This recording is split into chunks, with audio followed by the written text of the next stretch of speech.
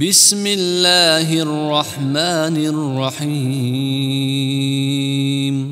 به نام الله بخشاینده مهربان. والتین والزیتون.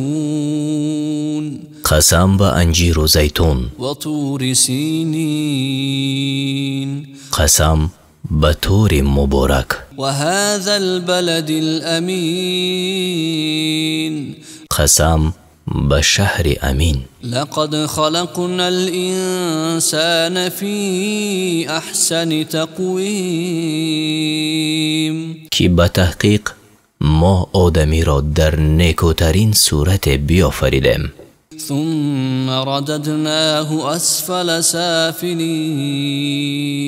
آنگاه او را فروتر از همه فروتران گردانیدیم. الا الذين آمنوا وعملوا الصالحات فلهم اجر غیر ممنون. غیر آنان که ایمان آوردند و کارهای شایسته کردند که پاداش بی پایان دارند. فما يكذبك بعد بالدین.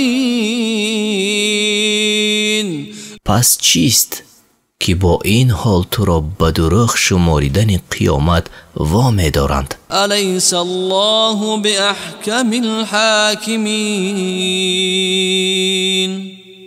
آیا الله داورترین داوران نیست؟